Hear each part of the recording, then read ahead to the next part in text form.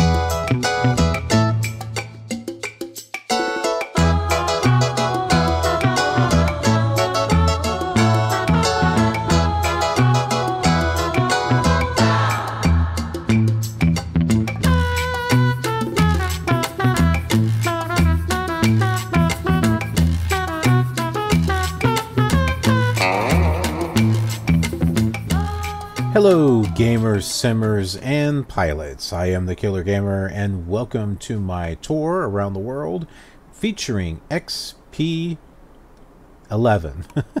or X-Plane 11. It's shortened XP. I guess I was thinking of Windows XP. Don't try to run X-Plane 11 on Windows XP. I don't think it's going to work well.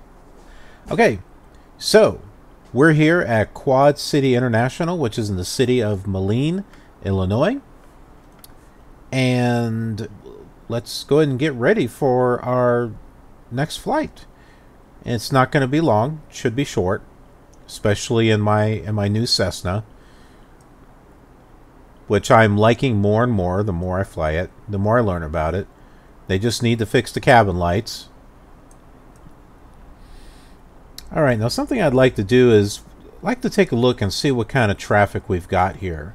And see if it's actually accurate, you know, if these are supposed to be here. Okay, there's American Eagle, Air France, Delta Connection. What do we have down here? Okay, there's General Aviation. Okay, another Delta. Yeah, all of these are World Traffic 3. Now, I didn't select AFRE, which is like the real flight plans, because I wanted to actually see planes at the airport as opposed to them being out who knows where.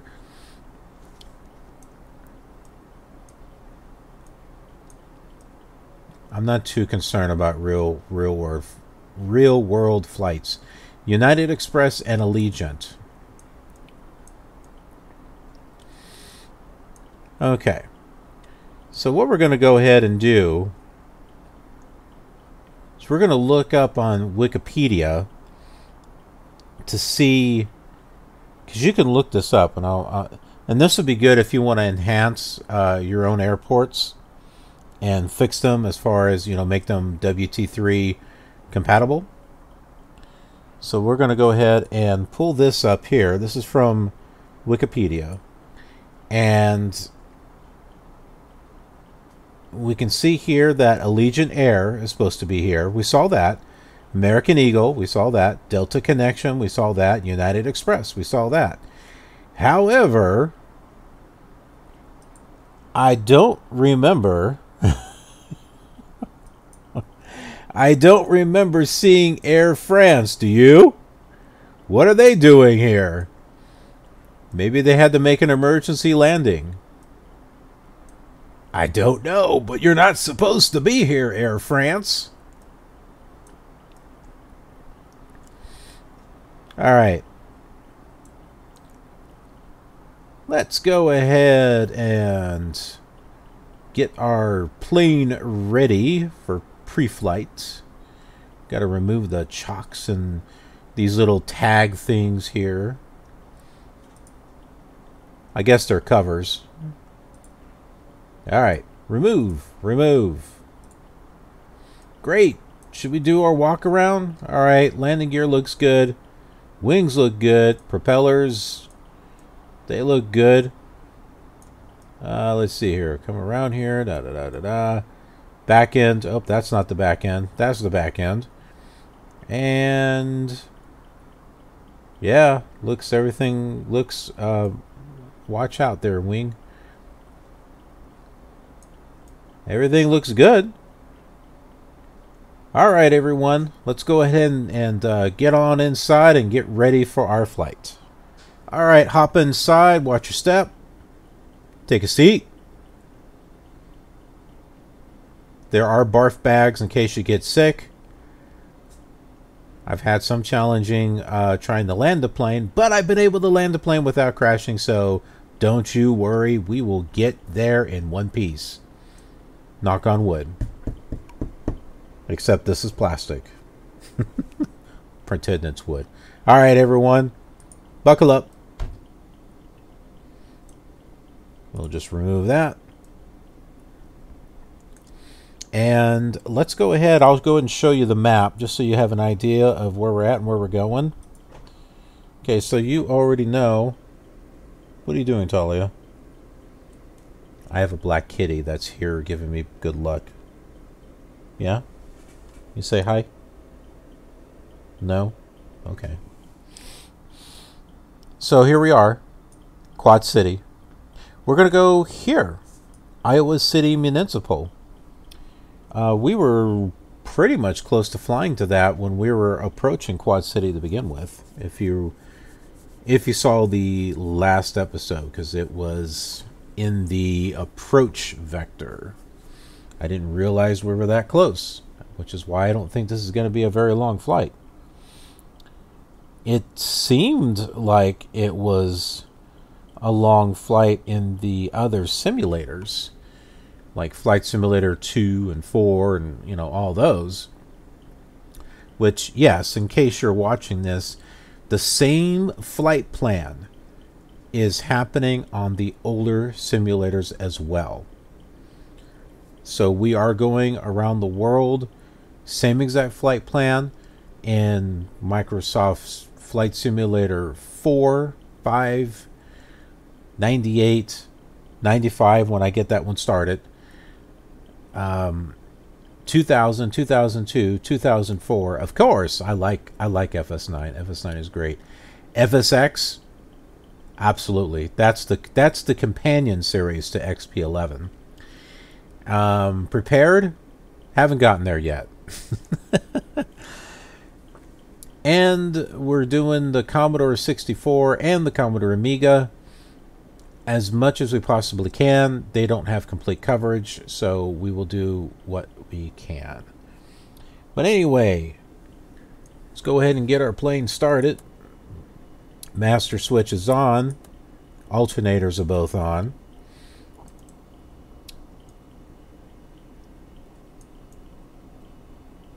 Okay, let's not turn our lights on yet. I think if we turn our lights on, it's going to make people think that we're leaving quickly. Then again, yeah, that's fine. All right, we want to get everything set up here, so we need to prime our engines. So you can hear that hum there. Then to the right. And if you got headphones on, you will be able to hear the stereo effect. It's like, wow. All right. Oh, that was up. All right. Fuel auxiliary pumps are in low. I'm not really sure what this does. I guess they're fuel pumps. Does it say anything here as far as the... I mean, I don't see any other fuel pumps, so... Okay, we'll just turn them off. The instructions said that you should start your engine with them on and then turn them off when you're up in the air. Well, we'll see if that is accurate. Okay, this is our mixture. We need to set it all the way up. Which, there we go. This is our RPMs. It's funny because I didn't know what this was to start off with, and then I realized it controls RPMs. See, I'm learning about my bird here. I'm learning about my bird, and I'm liking my bird. All right. We got that all set. So let's get it started.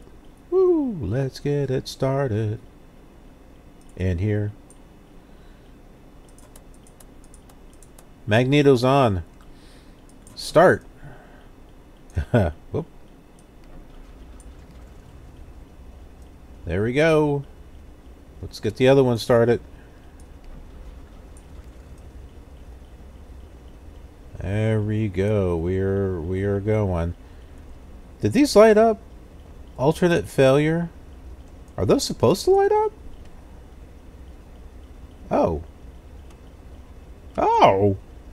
Yeah, that's right. This does select, doesn't it? Does this do any good? I don't know what that's for. Obviously, it's an amp. I mean, is there a practical use for it, like in the flight simulator, or is it just there for fun, you know, funs and giggles? I tell you what, all this other stuff don't work. And the cabin lights, there's a control. It doesn't do anything though. I mean, you think there's got to be a switch somewhere that turns them on, but I'll be dang if I can find where that switch is at. Because I've looked all over the place and I do not see a switch to turn it on. I thought maybe this might have been a switch. Yeah, it does look like a switch, but you can't click on it. So at night, it is pitch black in here. I have to use night vision goggles just to see anything.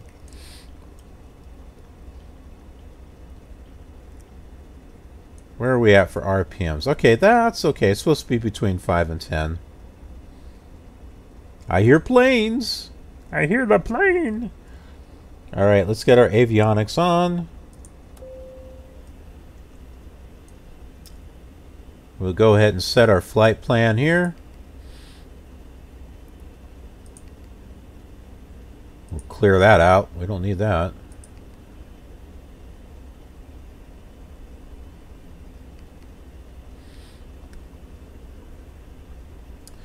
That's Peoria. We've already been there, done that. We can clear that out.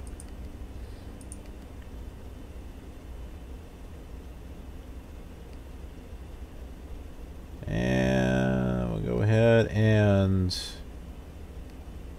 put in KI.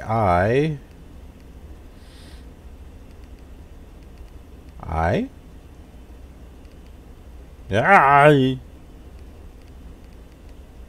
O.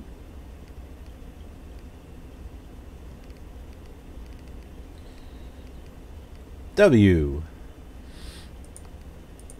And there we go. We are all set to go. What is that? What is this thing? Oh, who knows? Not gonna worry about it. Okay, it is time to contact ATC.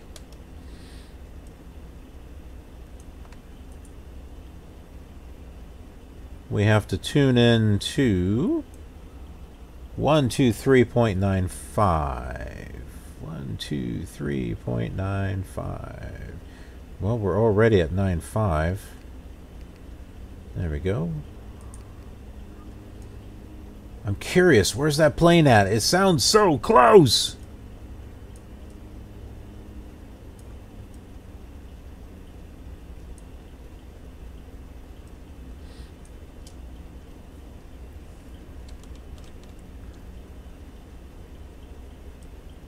Okay, we have to tune in the ATIS first, 121.2. 121.9. Whoop. 121.2.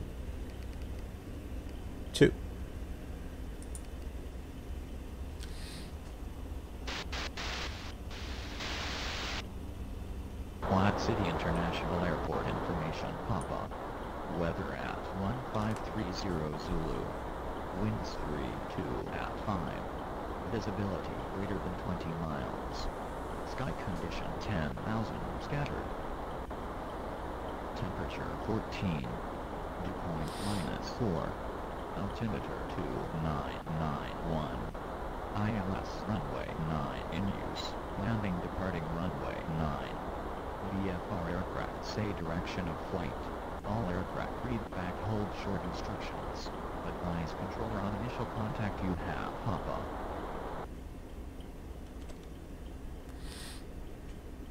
Clearance Cessna 13 Foxtrot at 8 Golf 12 IFR 2 Kilo India Oscar Whiskey with information. Papa.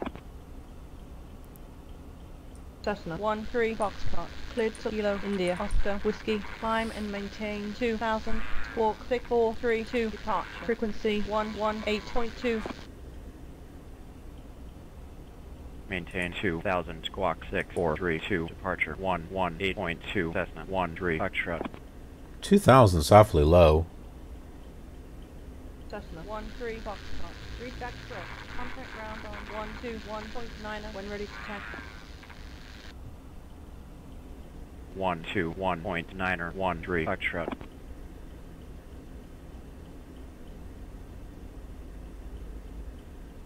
Ground Cessna 13 Foxtrot at 8 Golf 12 ready to taxi. I always think that's funny. 13 Foxtrot, ready to taxi!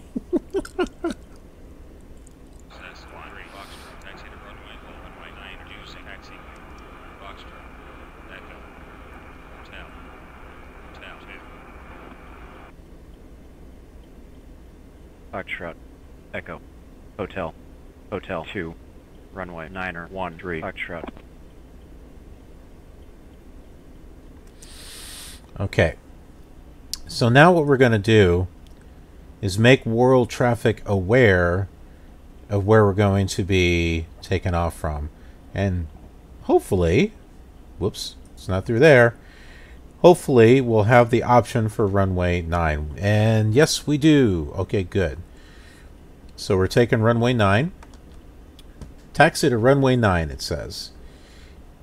So the AI should not be running into us and stuff.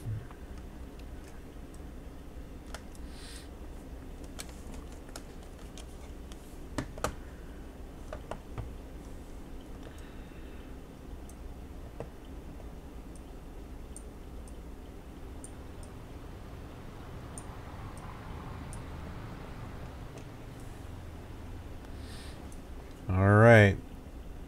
We'll put park and brake is off. Oh, let's set our autopilot here.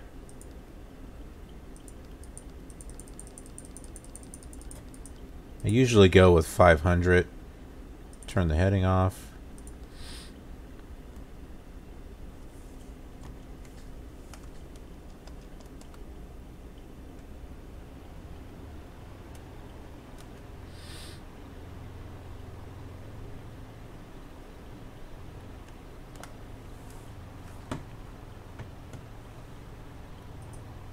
We'll be crossing the Mississippi, so this will be cool.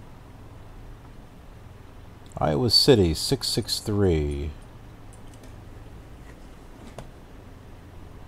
We need to adjust this to 66. There we go. That should be no. There.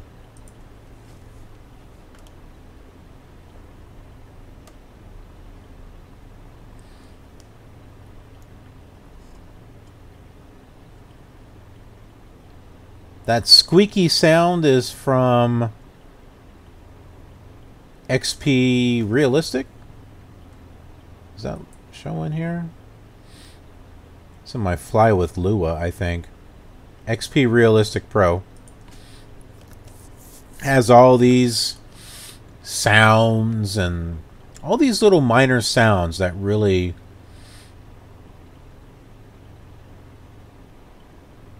really add to the immersion and stuff, I think. Straight on.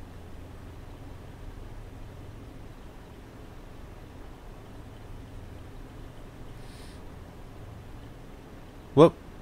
Wait a minute. Bear left. Bear left. Oh, we're going this way.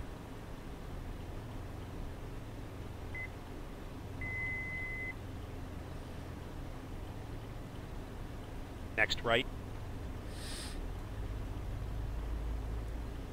Hopefully not on the runway.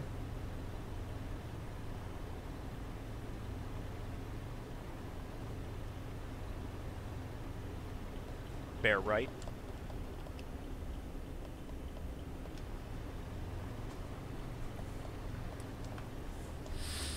We landed on runway 9.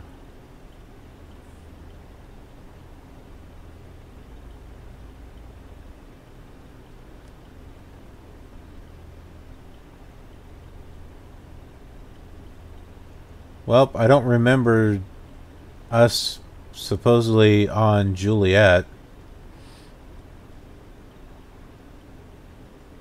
Was Hotel a part of that? Are we even on the right taxiway network? I don't know. Next right. On Tel. Oh, okay. Hotel. That's good.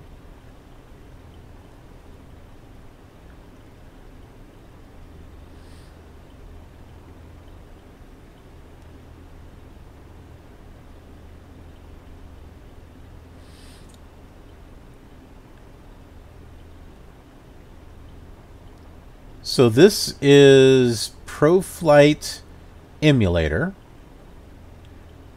which is meant for Flight Simulator 2004 or FS9 and FSX. And it will work on P3D prepared. With a plugin, and I'll show you which plugin that is. Right here, PFE to X-Plane.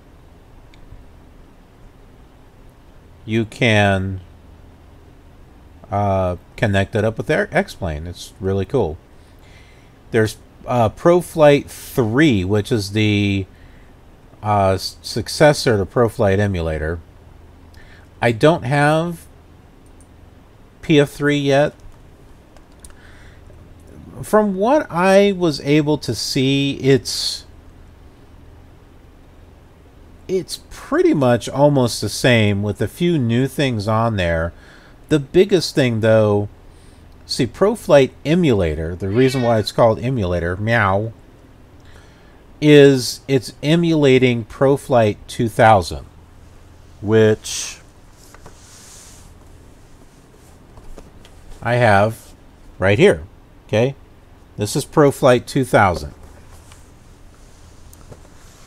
Straight on. And it was a very popular program. It is a successor to ProFlight 98, which was used on Flight Simulator 98, which I also have. It's a much nicer box than the ProFlight 2000. But everyone, there's a lot of people that just love ProFlight 2000. It was a great program. And by creating a emulator, they're able to make that work on FS9 and FSX, and then, well, eventually prepared, because it's pretty much FSX. So it thinks that you have FS9 or FSX installed.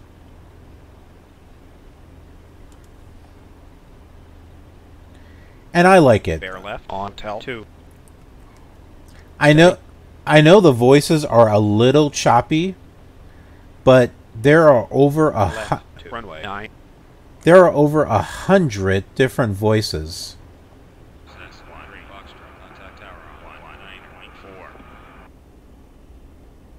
119.413 Foxtrot.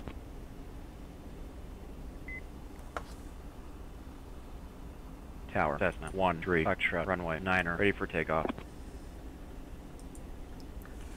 Cessna 13 Foxtrot, wind 02097, runway 96, cloud heading 135. Roger, clear for takeoff. Flight heading 135 Cessna 13 Foxtrot. Okay. What ProFlight emulator can't do is interact with AI traffic. Obviously. It can with FS9, it can with FSX, and it can... It can do it with P3D. But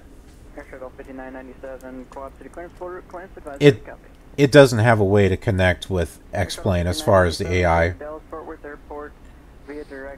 Because there is... Well, it does have natural AI, but not that great. So we have to kind of do a workaround. My goodness, stop talking. Expect flight level 360, 10 minutes after departure. Departure frequency 133.27, squawk 6525. That is Quad City ATC, by the way. Romeo Kilo, direct Mike Charlie India, direct Wichita, off for the Joven 4, 4,360, 10 minutes, 133, 27, and 6525 on the clock. We have Charlie Rochelle 5997. Shuttle 5997, read back correct. Okay. So we have to do a workaround. So what we're going to do is we go back to our ATC with WT3. And right here, we're just going to say holding short runway 9. Okay. Cleared for takeoff, runway 9. Climb runway heading after takeoff.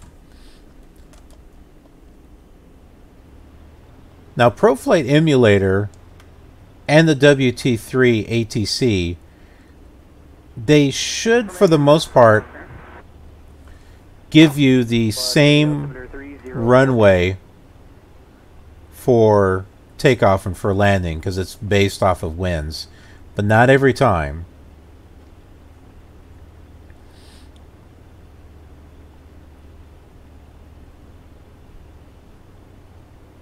But now that world traffic knows we're out here and knows what we're doing, then it should be able to control its own AI traffic, letting them know, hey, we're on here, we're about to take off. Number 5292, runway 27, taxi via Charlie Alpha 4. Cross runway 23, approach, hold short, runway 27.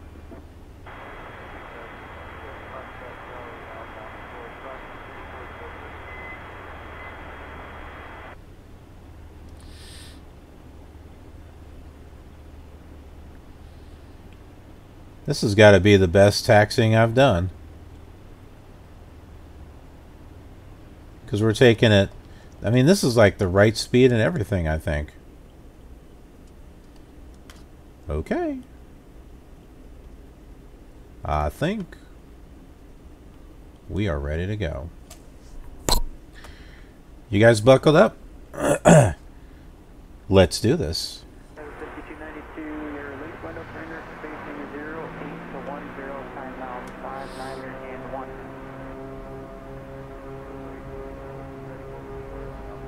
Let's try to stay on the runway first. Oh, oh, oh, oh.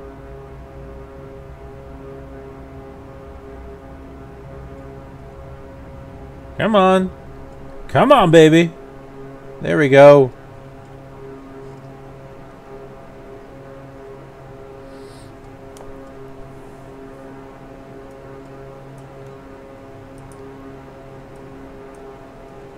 Cessna 13 Foxtrot, contact departure 118.2. 118.2 Cessna 13 Foxtrot. Good day. Wow, that's like not working. Departure Cessna 13 Foxtrot with you out of 1,000 or 2,000 IFR. 5292, Quad City Tower, back taxi, runway 27, advise correct. Cessna 13 Foxtrot, radar contact. Altimeter is 2992, from right, heading 185. Autopilot. Right to 18513 Foxtrot. I don't think our autopilot is working.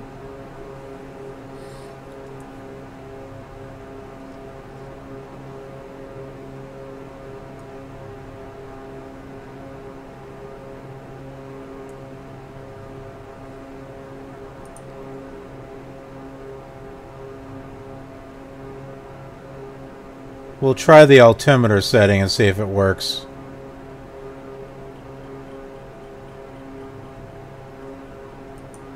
Cessna 13 Foxtrot, left heading 290.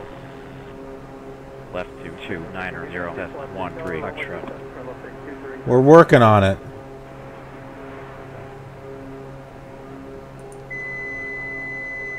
Autopilot. Altitude.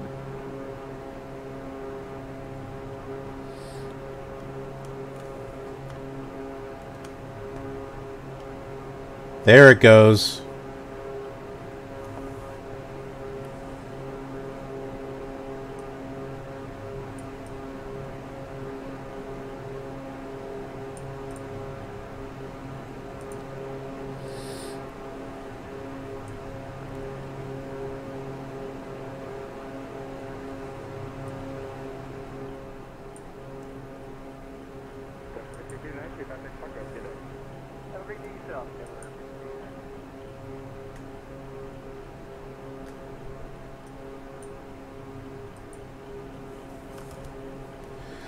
So everything that you're seeing out there is the real deal. 292 is with you out of 2004.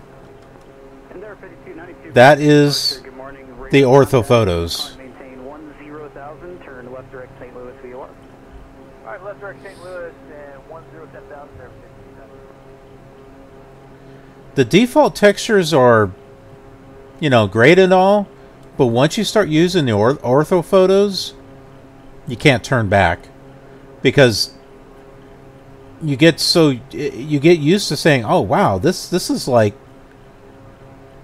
the real thing." You know, it's, for the most part, it has some quirks, especially with trees. And there, 5292. Contact Chicago Center 135.6. Good morning. Good morning.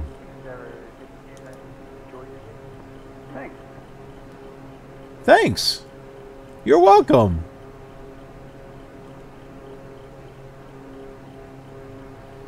Well, we can't see out that window.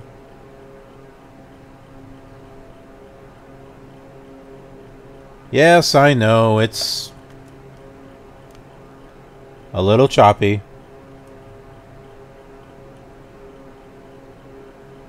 But I am in the process of getting my i7 computer fixed.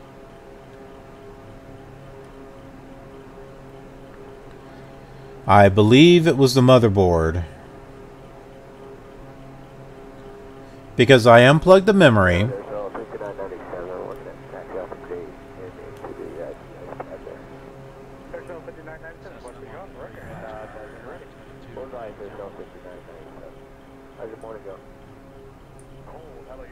Left to 290 Cessna 13 Foxtrot.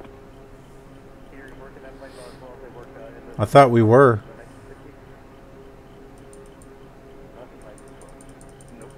Alright, there we go.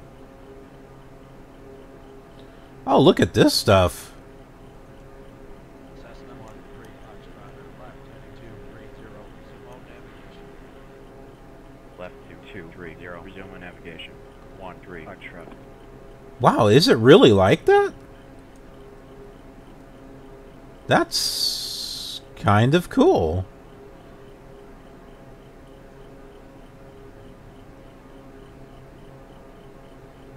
It looks like that road ends over there. We'll have to check that out on a map and see if it really does that.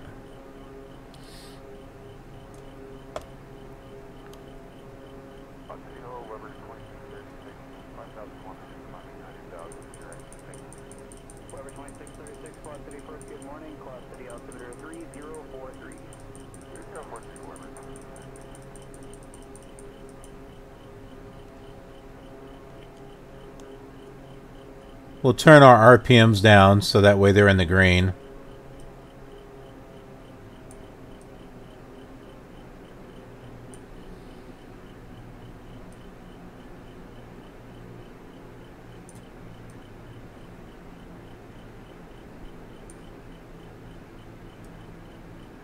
That should be good.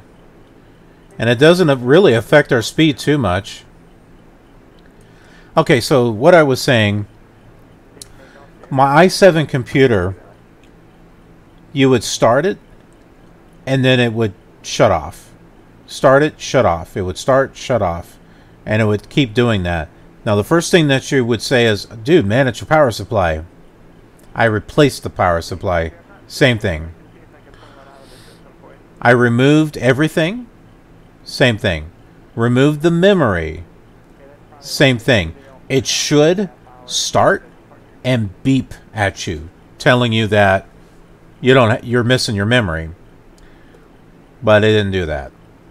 If the processor was bad, I don't think it would power up at all, which leads me to believe it's the motherboard.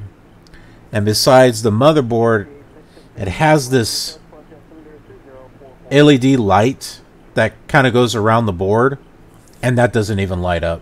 So I think it's the motherboard. And I have a replacement coming.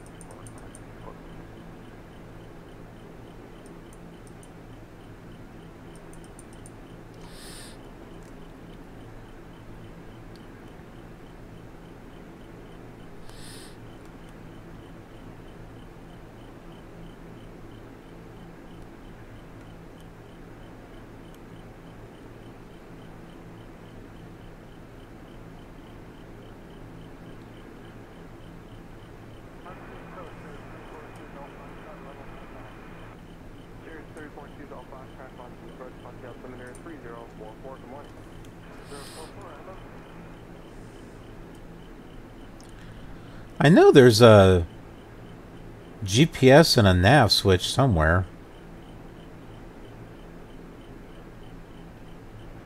So that way you can tell it to follow this. But I'm not seeing it.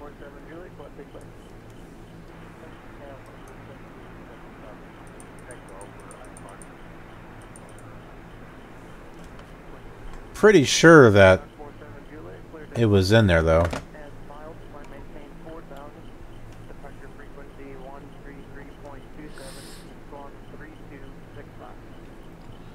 Okay, we're gonna change to flight service here.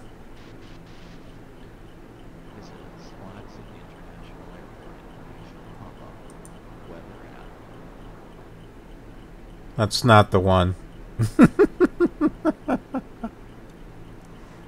Yeah.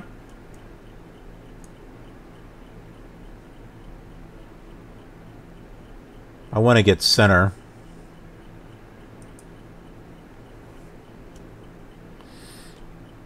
I think it was...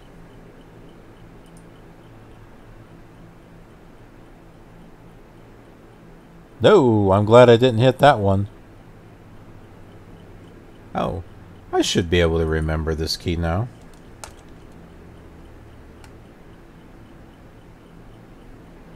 Okay. That's not the right one.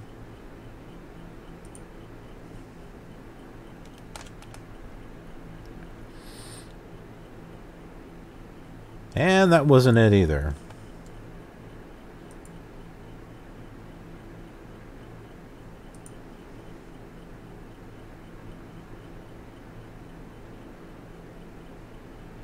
Come on, flight service. Which one are you?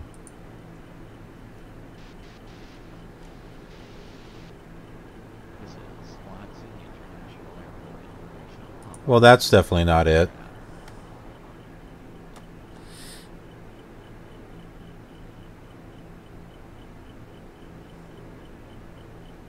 122.80? 122.05. Okay.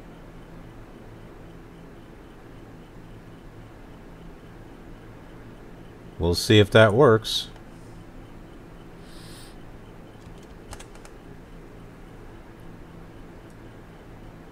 No. I'm trying to get the frequency for center is what I'm trying to do, in case you're wondering.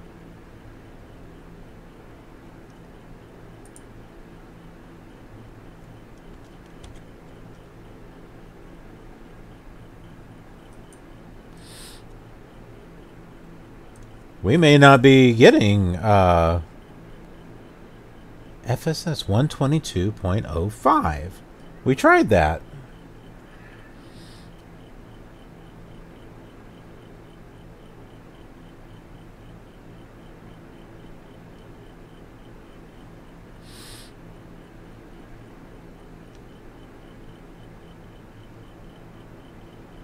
$122.80. No, that's Unicom.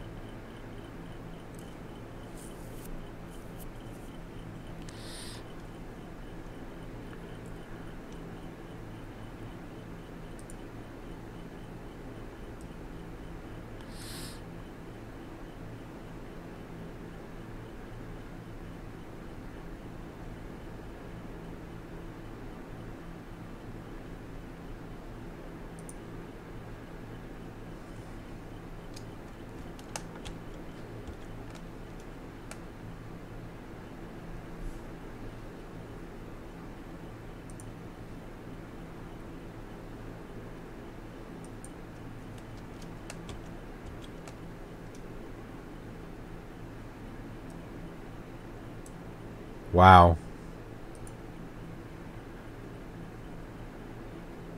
I've been able to do it before. It shouldn't change. It should be the same frequency. As always, it should be the same.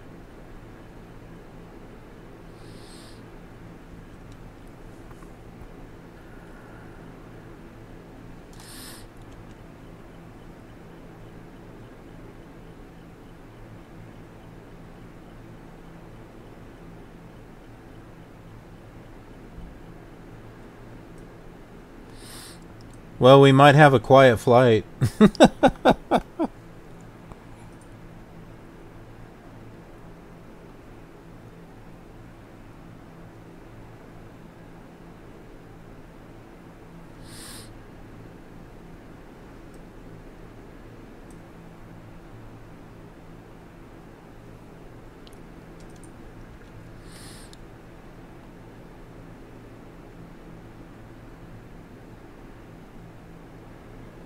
Initial check-in?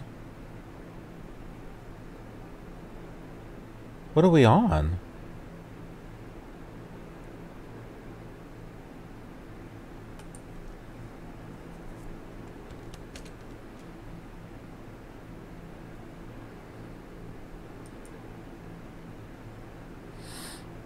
Wow, I can't communicate at all.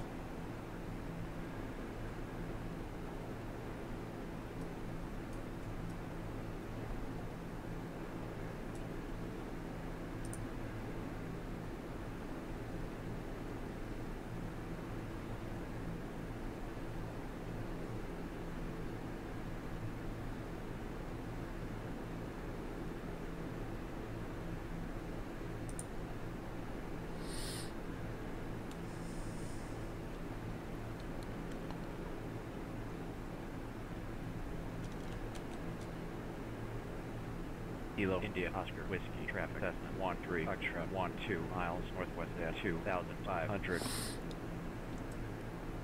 That's okay. It's not tower operated anyway.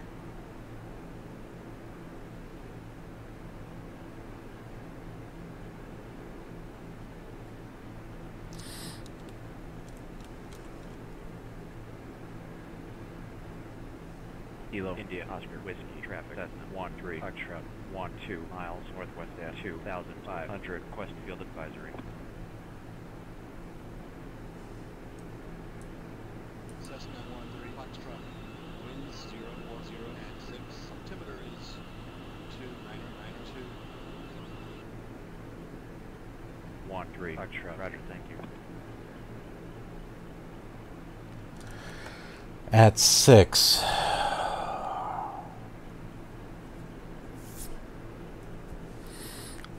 Time to pull out my Samsung iPad here.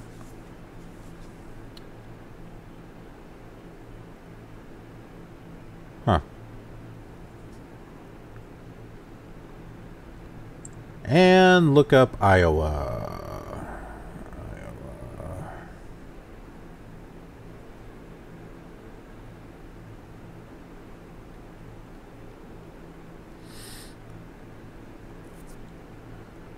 Got to see what runways we have, because if I'm not mistaken, we should be landing into the wind rather than behind the wind, which makes sense because you don't want the wind blowing you further down the runway.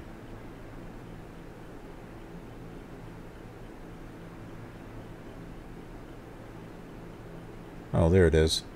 Okay, there's a runway 6 and a runway 12. Or, sorry, there's a runway 7. He was saying the winds were at 6, so we need to land at runway 25.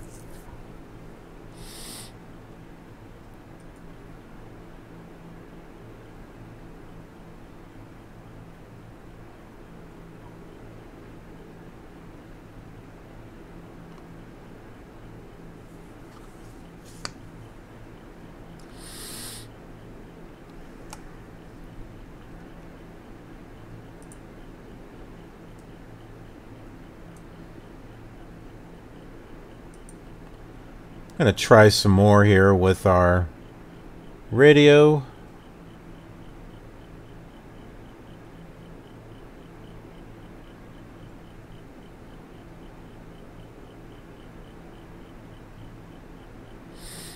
What is 118.110? Let's find out.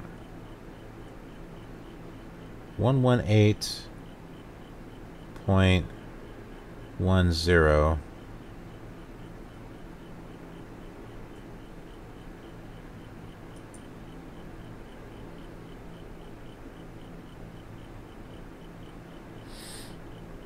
Who knows? Doesn't seem to be doing anything.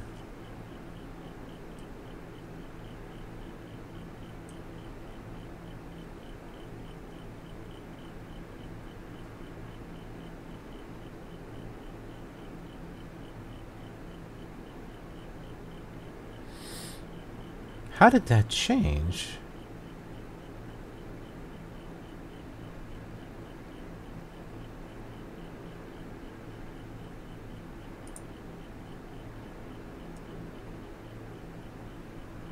Okay, the airport's going to be up there somewhere. We're approaching it.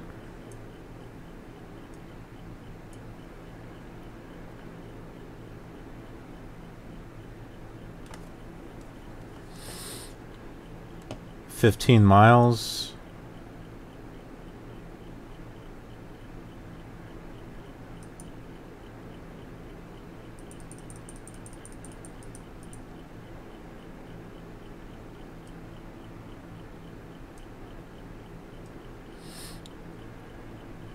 I just like looking at all the scenery.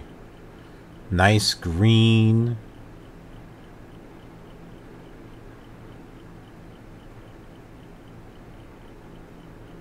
Just really cool.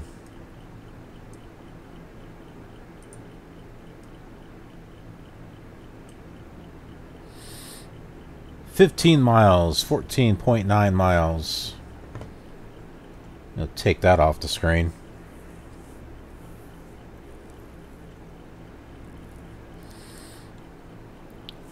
And we are going at 160 knots.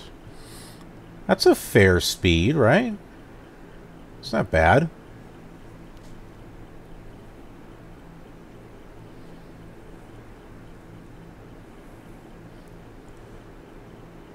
No, it's kind of nice to not have the chatter.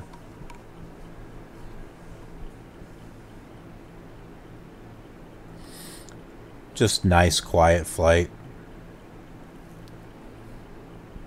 Should I look behind me at my passengers? How you all doing back there? Let me know after we land. I'll try to land this thing softly this time. Oh, we have a flag. Nav.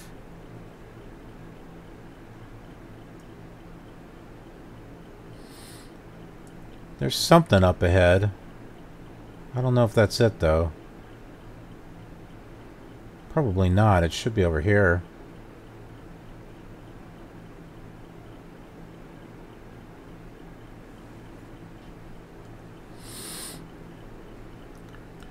Let's see. Can we get approach here? Procedures. Runway 25.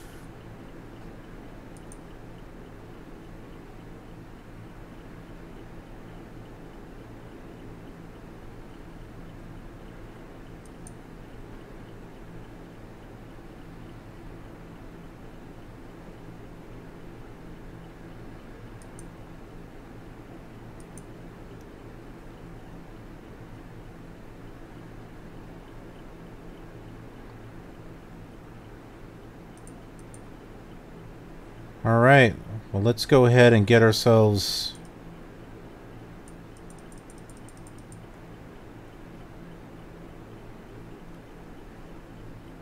lined up here.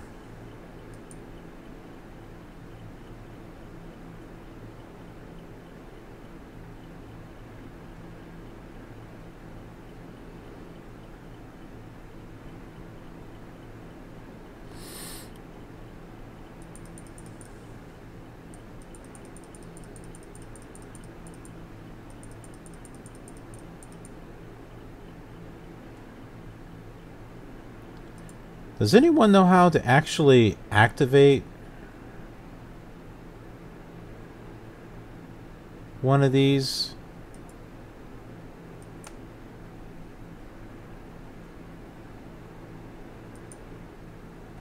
See, you can hit enter, but it doesn't actually activate it. And if you click this, then it removes everything else. I wanted to try to activate it, but I guess I'm not going to be able to.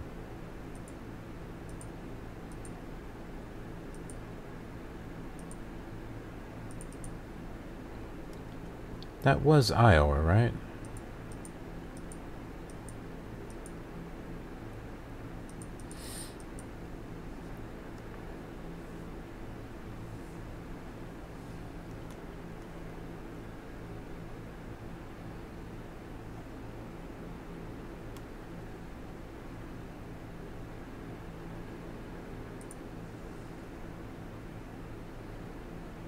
See, I want to activate this, but it doesn't let me.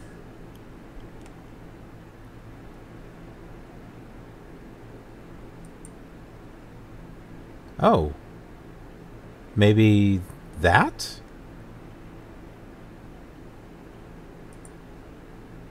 Ooh, ooh. Ooh, yes! Perfect. What the heck is that?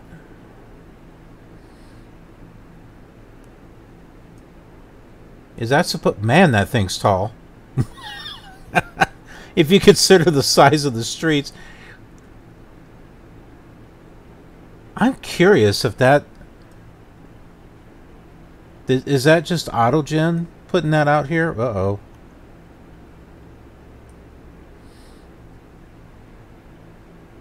Get ourselves turned around here. I wonder if that's AutoGen or if that's really supposed to be out here.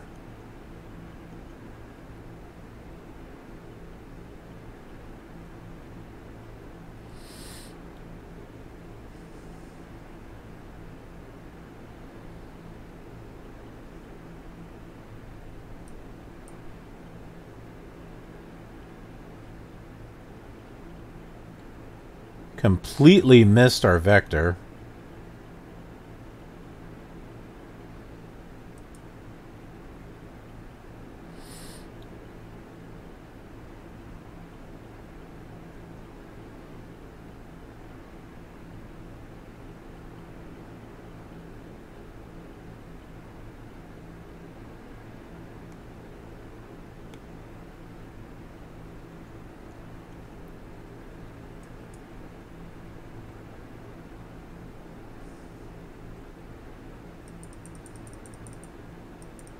That's why we have to pay attention, right?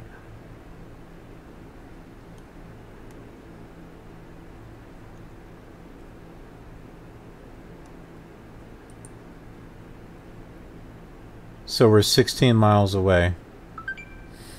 No. We're 6 miles away. Oh my.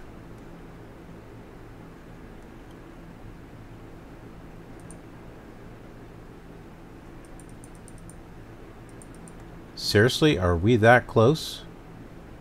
Yep, I think we're that close.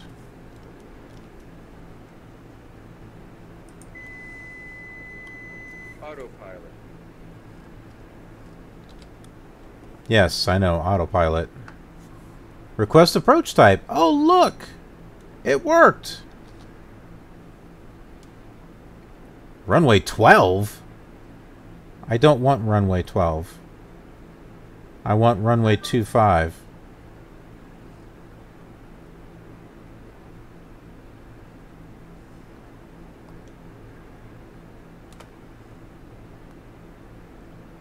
All right. We'll take... Fine! Turn right 267.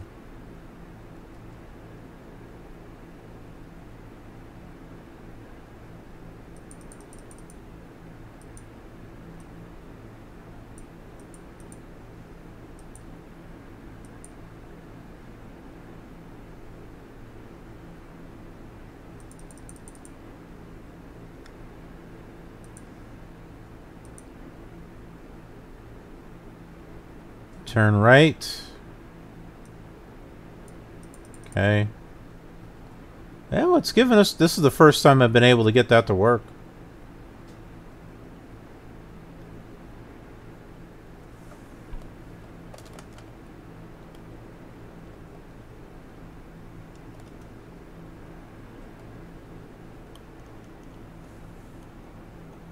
Oh, we never turned our lights on.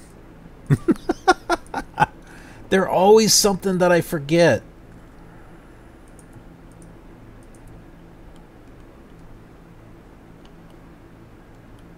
Two 264.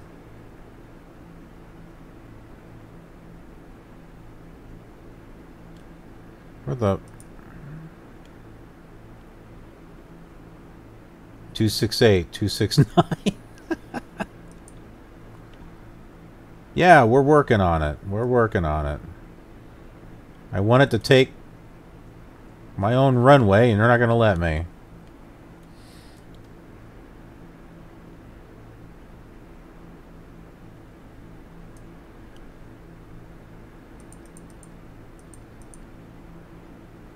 Two 276.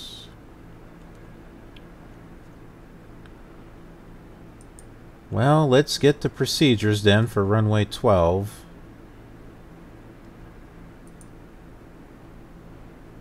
Which is not sitting there.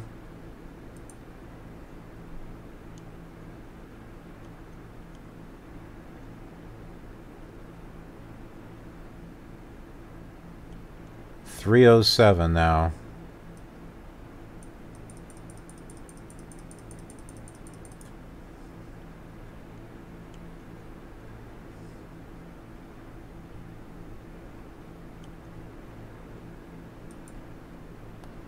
Whoa. I see it. Oh man, we had our landing gear down this whole time. Autopilot.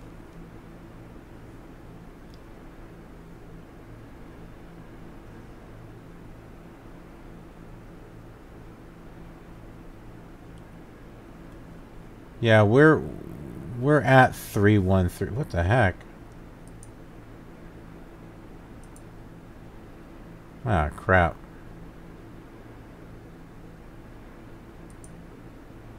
Fine.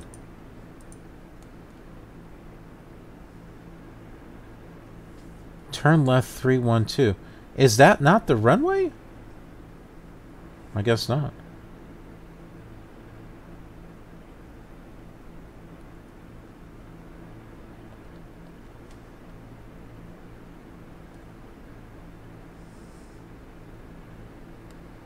Oh no, that's a nuclear.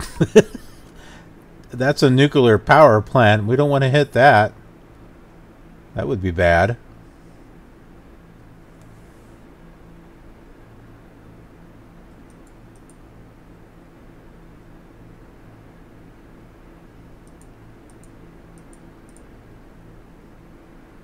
There it is. Okay.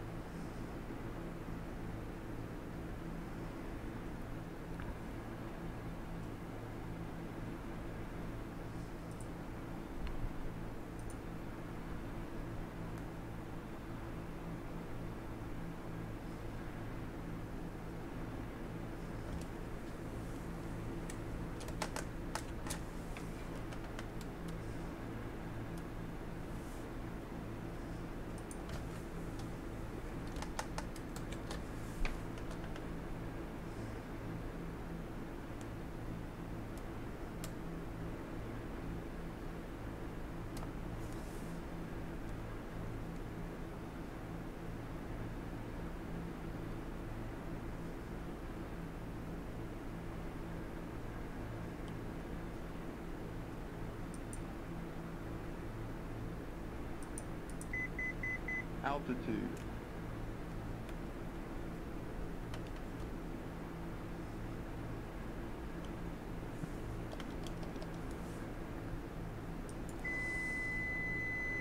Autopilot. Turn left. Where are we in...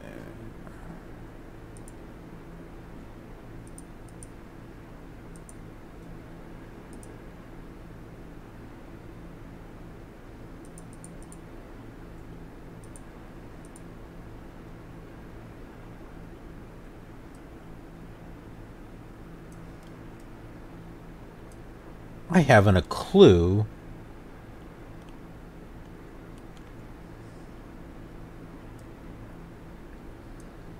Of where the airport is at. Hold on.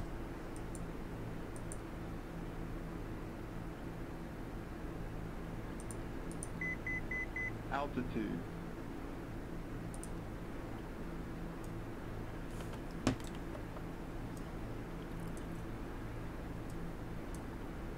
Well, I know that's not it.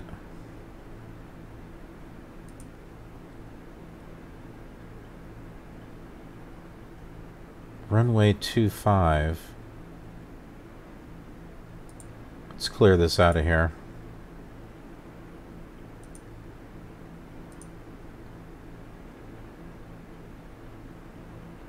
Maybe select arrival?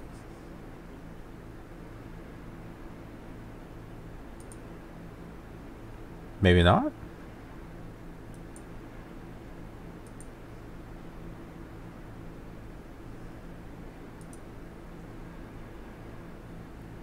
Let's just activate that then.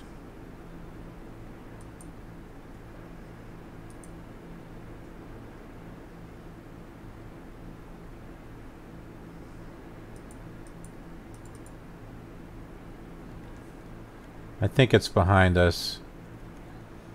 We're not far.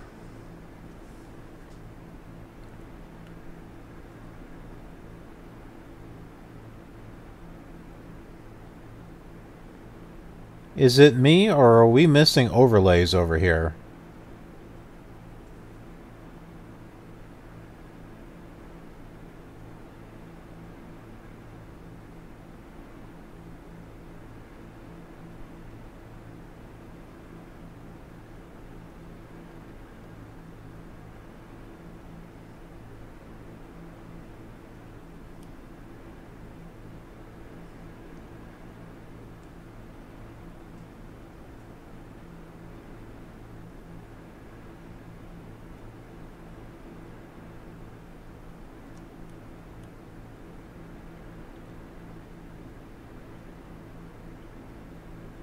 Where the heck is it?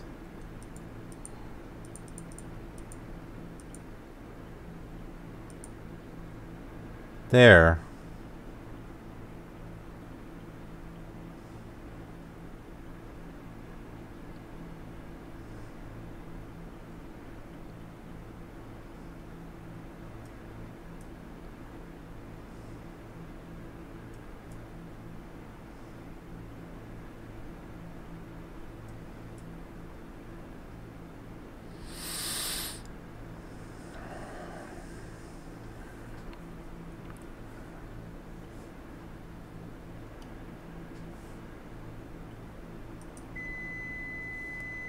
Autopilot.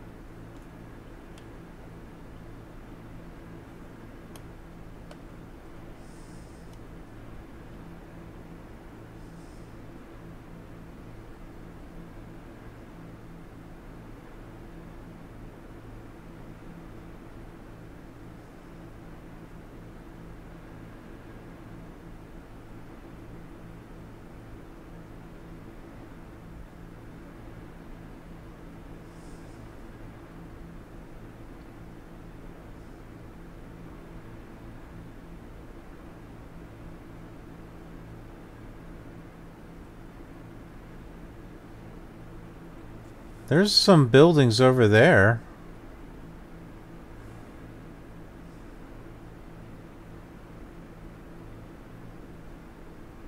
I wish I knew where the runways are at. I can't see them.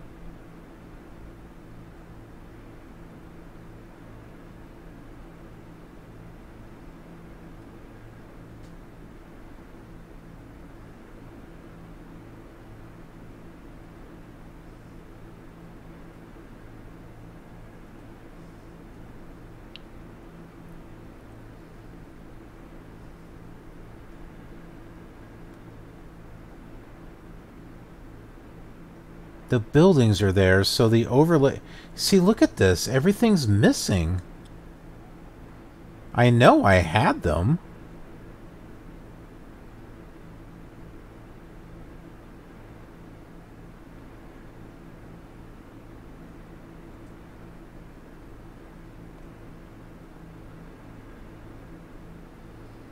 I think I see the runway.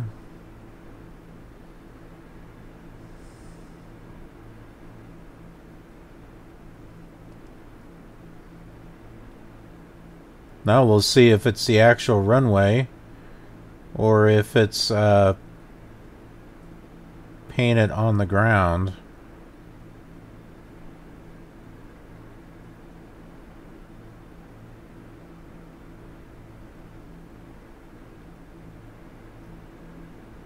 Yeah, no, that looks like... Maybe the overlays weren't done very well in this area. I'll try downloading them again. I'm pretty sure I had them.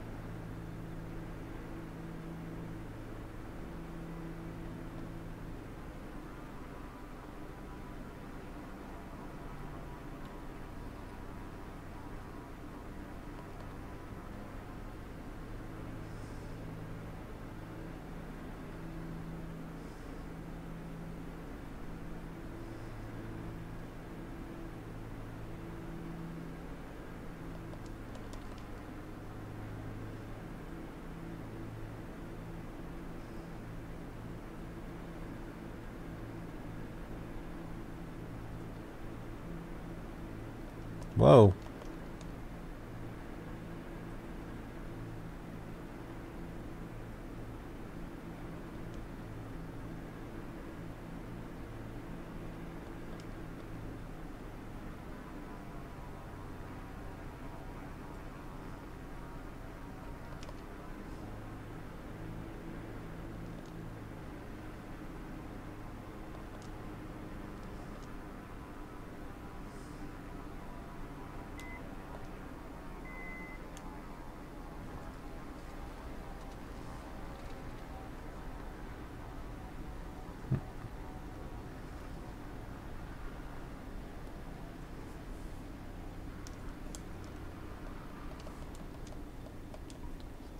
Boy, that's like the Commodore 64. I can't land on the runway. This is weird that there's no trees in this area.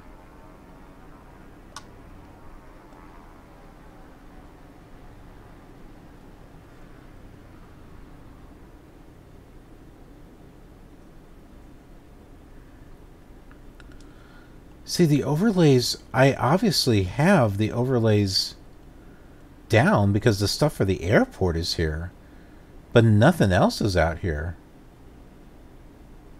But then again, we've crossed over into Iowa, so Is it just flat?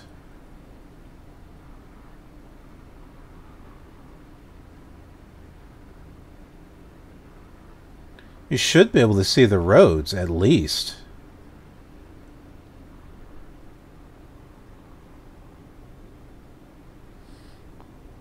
Like I said, I'll work on it.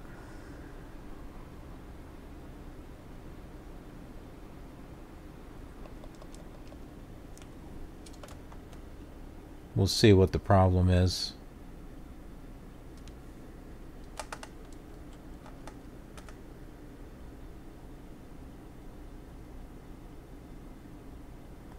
I can't contact with my ProFlight. I'm not on the right frequency or something. 122 point. I'm on there. I'm on 122.80. How come it's not?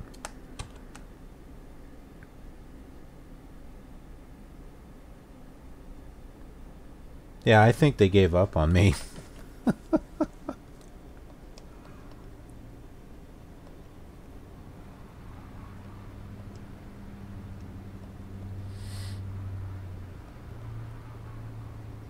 Fine then. Don't talk with me.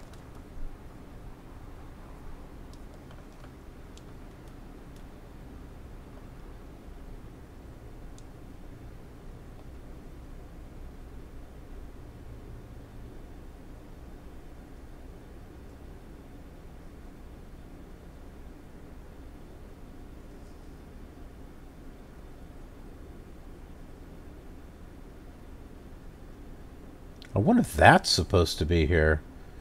That thing.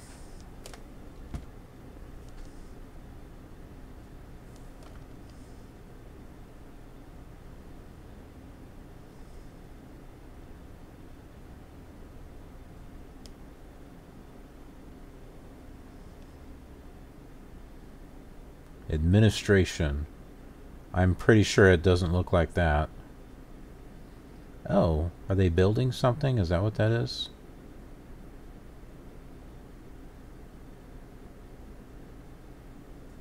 Alright, so I guess we'll park.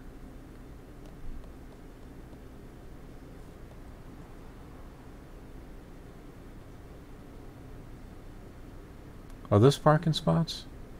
Oh, those are parking spots. Okay, we'll park over here then.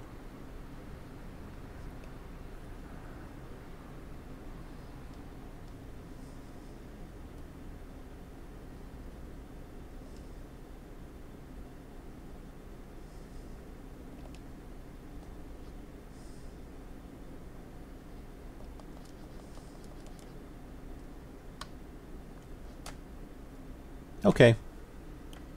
We're here. Well, we didn't land hard. We just didn't land on the runway.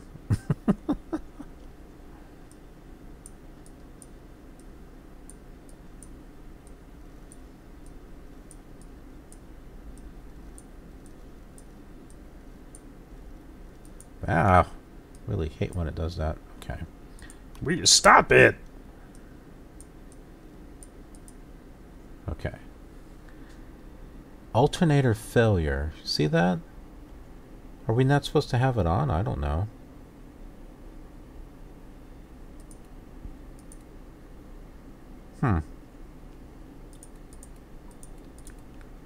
Turn off our magnetos.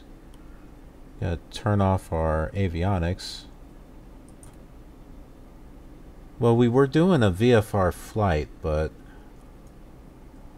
that was the flight plan that I had. It was a VFR flight.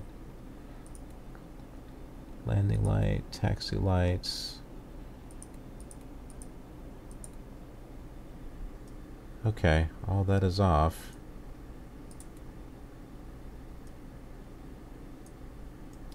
Alright, everyone.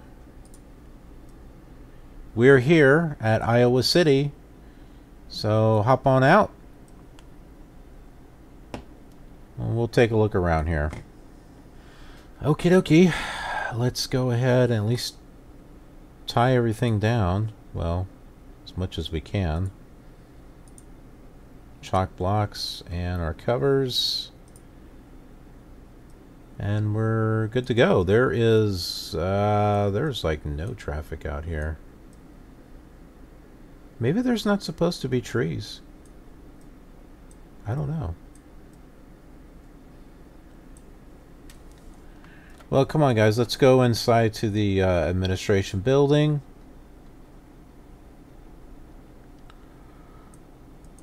All right. Head on inside, and we'll go ahead and talk about the real airport in comparison to the one that's here in X-Plane.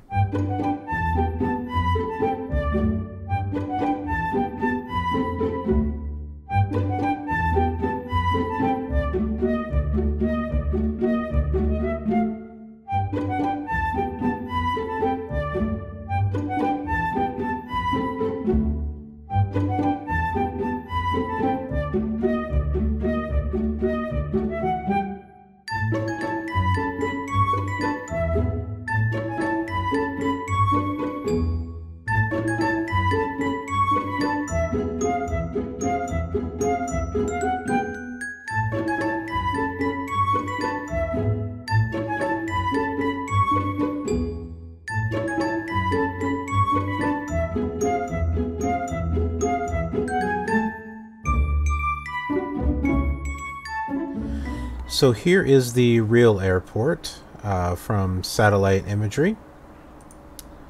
Let me see, which runway did they have us land at? Was it 1? It was 1-3, right? So it'll be this one. So we landed on this thin runway right here, I think. Yeah, I think we landed here, came up here, and came around.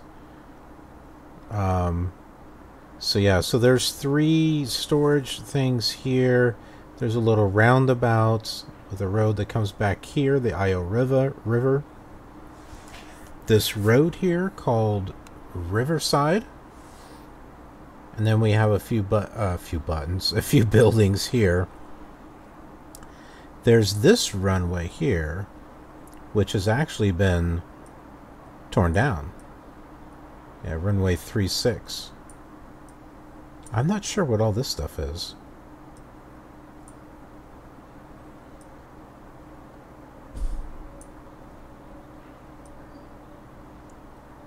All right.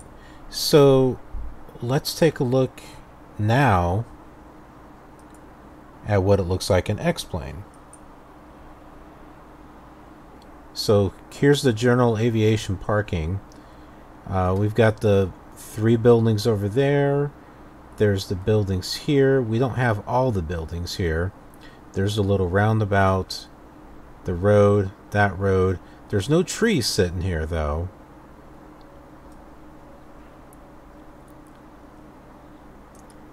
This runway here, which we landed on, has no taxiway. And you can see that here. The other runway's got a taxiway, though.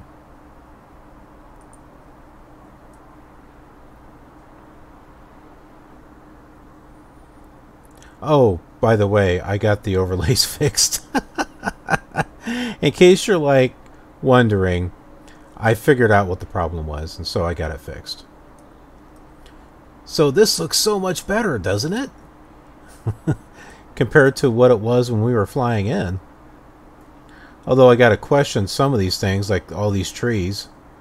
And it's like, why is this happening? This makes no sense. It did it there, and it did it here, and it did it all over this place, and this right here is, I think, a parking lot or something. Yeah. So you can see up there on the top, right here, this is kind of like a work area or something. And then here is the Walmart Supercenter. Well, that's like right next to the airport.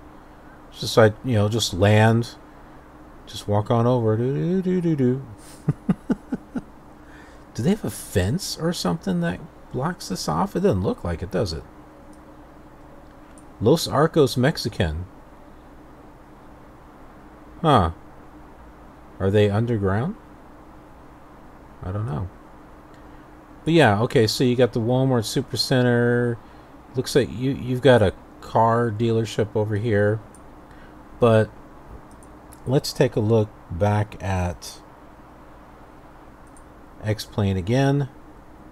And you can see here's the Walmart, but it's got trees placed all over it.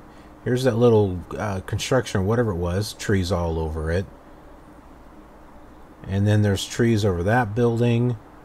And there, this is supposed to be a... Oh, that was the Nissan thing. Right over here.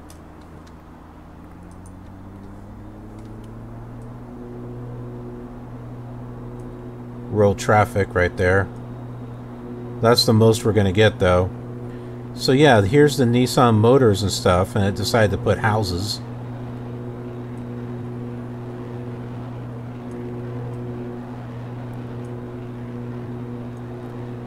Do you see what I mean? How the sound is like the same volume no matter where you're at until it fades away?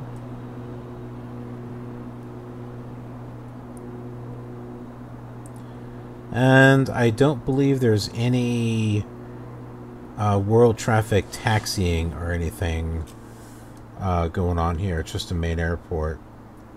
I mean, maybe now that we have World Traffic 3, maybe when the new version comes out, we'll start seeing, you know, more airports that have it. Oh, look at this right here. This is Poppy Lights right here, isn't it?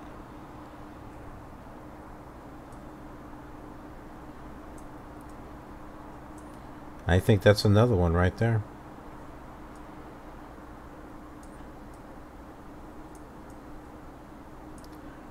But anyhow, I mean, for the most part, the airport is what it should be. Not completely, but it's getting there. I just hate when this goes over and you still see what's underneath. Now I know if you use default textures it wouldn't look like that, but it wouldn't look as realistic as it looks, and I want it to look like what we're actually flying over. Since we were looking at it from satellite view, I thought it might be kind of interesting to see this in the 3D view, the sort of 3D view that Google Maps has. Oh my goodness, that one's sunk into the ground. But yeah, getting a good look at what's going on here. Like, I mean, look at this thing. What is that? I am not sure. We can come down here and take a look. You know, oddly, this almost looks like the building that we were looking at. It almost looks like that. Well, here's the roundabout and the road that goes underneath the trees. Got some cars that are parked there. We have our storage facilities. Whoops. Got some hangars. Hanger there, hanger there. Move around this way. So we've got a hangar there, and that one looks like there's one there. The others, these other ones don't open up.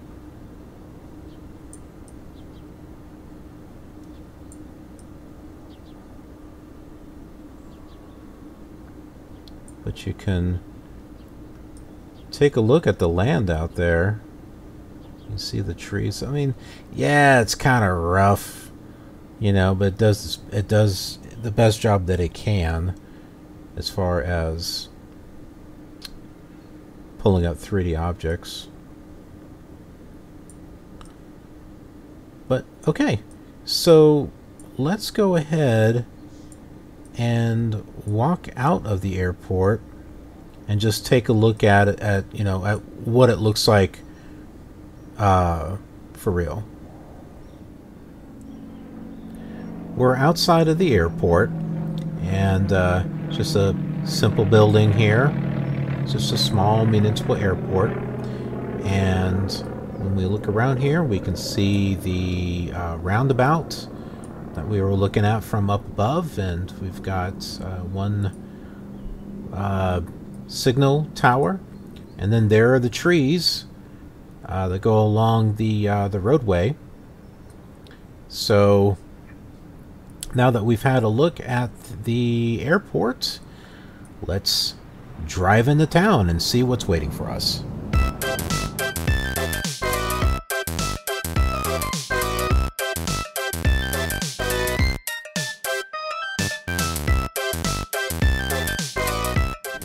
We are here at our first stop at Iowa City, and that happens to be right up there.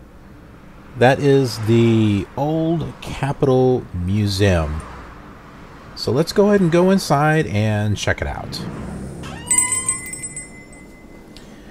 We're inside the museum, and you can see here that we got several different looks like galleries. Like here's a Supreme Court Chamber Gallery and the Senate Chamber Gallery, and the first floor with Rotunda Gallery.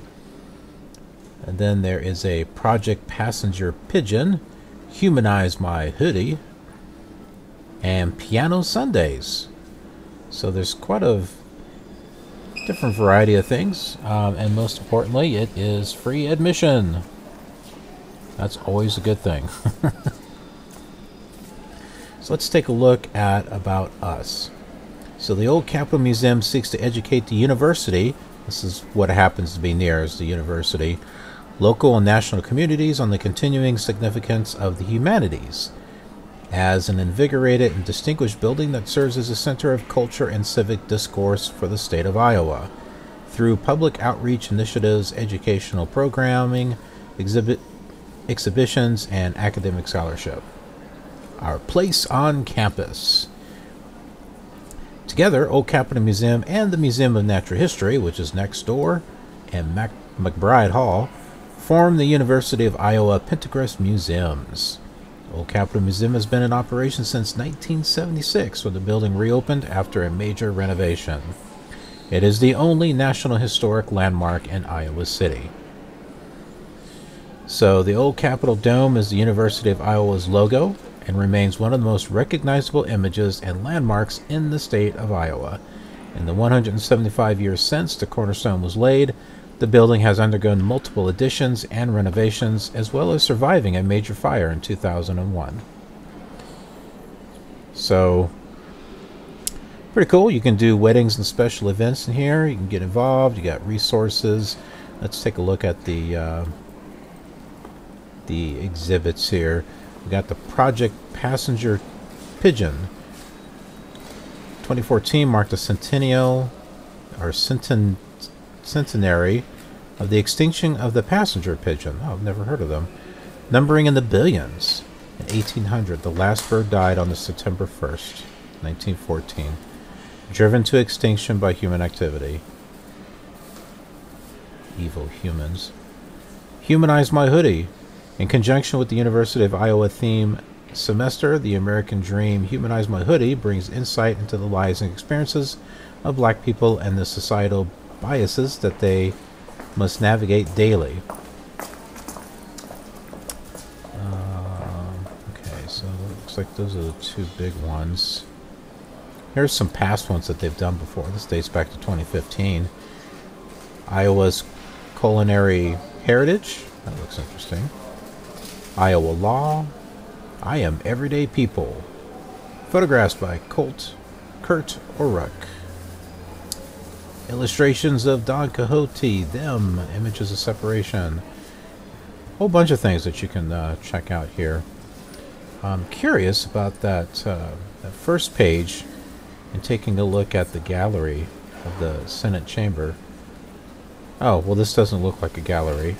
That's all there is here. The Senate chamber is equipped with a hearing loop. Switch hearing aids to T or T coil. Huh. Alright. I thought maybe that there's some pictures or something. Nah, there's no pictures. Okay. Well, this is cool. So let's go ahead and get some lunch now, because we've got some other places that we're going to be going to that's going to be a bit of a distance. We have arrived. As that lady looks back at us wondering what we're doing. We are here at Graze, the Food Guru Experience. I thought their menu was relatively interesting, so I figured, let's go in and check this place out. Hey, I know you! No, I know you! I know you! I know you! Ah, here we are. Eat, drink, share, fun. And there are so many little restaurants here on the campus. It's crazy. But this seemed like an interesting place, so Graze is a fun place to celebrate all of life's occasions. Grab a quick lunch on our amazing patio. Share a cocktail with friends or celebrate your birthday with amazing grazing. We believe it's more fun to eat in a bar than it is to drink in a restaurant. Locals agree. When it comes to cocktails, Graze does it best. Graze has been voted best martinis and cocktails in Iowa City every year since 2007. Graze martinis and cocktails are handcrafted with fresh squeezed juices, premium spirits, and perfect technique. If you love great cocktails, you'll love Graze. Makes it sound like I'm doing an advertisement. Anyway, we're definitely not getting a drink here because, well, we got flying to do, so that's drinking and flying, or even driving is not such a good thing. But let's go ahead and see what they have on the menu here. They are celebrating 11 years since 2007. And we've got the amazing grazing, the best way to experience Graze. Enjoy 7 of our most popular menu items served for all to share. $22 per person. $22 per person. 2-person minimum. So there's all that. Well, let's take a look here. Let's see. Homemade soft pretzel and warm cheese fondue. You got me there. It's an expensive pretzel, but yeah, I'm going to get myself that. I love me some soft pretzels and warm cheese fondue. Of course, this spinach and 3 cheese dip with bacon, sour cream, and red onion seems pretty good too. Tater tots with spicy kazoo sauce. Big Island sliders. Spicy ground chicken with mango slaw.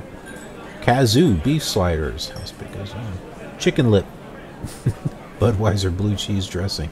Oh. Ooh. Largest plates. Chicken salad. You know what? I don't really care about those. Alright, I'm getting myself a soft pretzel with warm cheese fondue. And some chicken lip sliders, because this just sounds interesting. And oh man, what do we want with that? How about a taco? Well, this is gonna get expensive. It's $10, $20. What's this? Steak? Oh, steak and fries. Well, this is going to give us 3 sliders and pretzels. Yeah, let's put in some tater tots, spicy kazoo sauce. And for dessert, oh, we got a big-ass ice cream pie or a half-ass ice cream pie. Well, we're not going to half-ass anything, so we're going to get a big-ass ice cream pie. Yes, that's it. That's what we're going to do. And in the meantime, I'm going to enjoy my lunch, and I will be right back with you. We're back out here on the street, and now that our tummy is full, we are heading out to our next destination.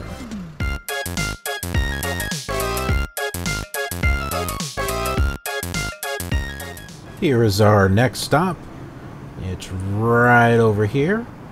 It is the Hamburg Inn, number 2 Incorporated. We came here for one reason and one reason only. Dessert. Ah, yes. Happy holidays. From the Hamburg Inn, number 2. We'd be thinking, now why didn't we just go here for lunch? Instead of going, well, you know, I wanted to... There's so many things here, and the glaze just, I thought, was kind of interesting. But I heard about a delicacy, a special dessert that Hamburg Inn number 2 does. So, and it might be in here in this Hamburg Inn story here. Iowa City's oldest family-owned restaurant since 1948. The historic Hamburg number 2 Inn, let me scroll this over here, is an Iowa City mainstay, offering a tradition of comfort food in a 50s time capsule. Now the restaurant is undergoing massive expansion, and the Hamburg Inn name is poised to leave an imprint around Iowa, the U.S., and the world. This was opened by Joe Panther. Well, he did Hamburger Inn number 1 on Iowa Avenue in the mid-1930s. His brother Adrian eventually bought the restaurant. Fritz, the third brother, and his wife Fran bought out Mrs. Van's restaurant on Lynn Street in 1948 and formed a partnership with Adrian to transform the space into Hamburg Inn number 2. A third location opened up in Cedar Rapids. So it just kind of goes on. This is the interesting thing here, is politicians and candidates regularly visit the Hamburg Inn when they swing through Iowa City, including former presidents Ronald Reagan, Bill Clinton, and Barack Obama. I noticed that one of the streets was named Clinton. And it hosts the Coffee Bean Caucus every primary season, attracting national and international attention to Iowa politics. So that's an interesting thing in regards to the history of the restaurant. But let's go to the menu itself. Okay, so we got breakfast. They got all kinds of stuff here. So omelets and skillets, Hawkeye dog, sausage, hash browns, and American cheese smothered in country gravy. So, ooh, cheesesteaks. Ooh, I love me a cheesesteak. You got eggs and more. The presidential breakfast. Now, this is like a typical breakfast. Egg siding sandwiches, breakfast sides, pancakes, French toast. I love French toast. Things to share: portobello fries, onion rings, mozzarella sticks. Kind of the reason why I didn't come here, because this is kind of the same that you see at, you know, a lot of kind of diners. You know, your typical sandwiches and pulled pork, salads and stuff. But what we came for is right here. The pie shake, a Hamburg Inn creation. So you can choose from any of their delicious pies or cakes. It's like a birthday party in a cup. So they mix it with soft serve ice cream, milk, and actual pie. Yeah. This is why we came here. It was because of this. So this here sounds really good. Chocolate bourbon pecan pie. I think I'm going to get a shake of that. And I'll be back with you after my stomach settles from... actually, do I want that? Or do I want a red velvet cake? Oh, that's cake. That's not pie. Yeah, no, we're going with this. I don't need to make my stomach any more irritated than it already is. All right, I'll be back with you in just a moment.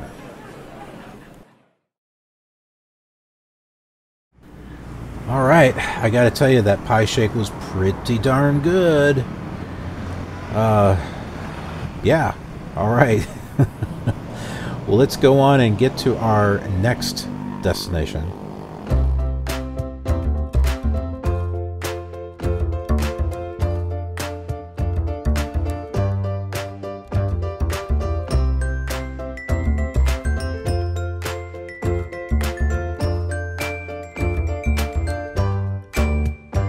Here is our next stop at Iowa City. This is outside of Iowa City, but this right here is, move in a little bit here. It's the University of Iowa Mormon Handcart Park, which is closed after sundown. But this has a couple of historical things to it in regards to the Mormon Latter-day Saint Church and just as American history in general. So let me just pull up some information about that. So the the Mormon handcart pioneers, which what you see right here, there's a picture. Sorry, but it's not going on the screen the whole way, but they were participants in the migration of the members of the Church of Jesus Christ of Latter-day Saints, where they were going to Salt Lake City. They used handcarts to transport their belongings. The Mormon handcart movement began in 1856 and continued for 4 years until 1860. They wanted to join their fellow church members in Utah, but since they lacked the funds for full ox or horse teams, nearly 3,000 Mormon pioneers from England, Wales, Scotland, and Scandinavia made the journey from Iowa to Nebraska to Utah in 10 handcart companies. The trek was disastrous for 2 of the companies, which started their journey dangerously late and were caught by heavy snow and severe temperatures in central Wyoming. Despite a dramatic rescue effort, more than 210 of the 980 pioneers in these 2 companies died along the way.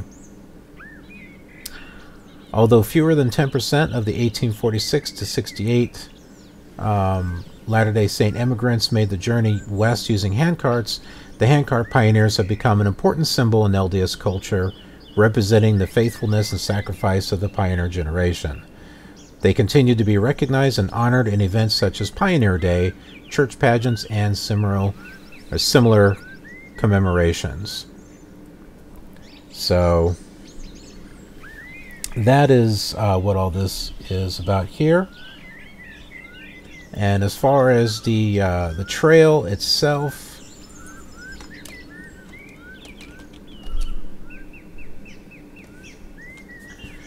right down here where it says outfitting, immigrants departed from Englishport, generally Liverpool, and traveled by ship to New York or Boston, then by railroad to Iowa City.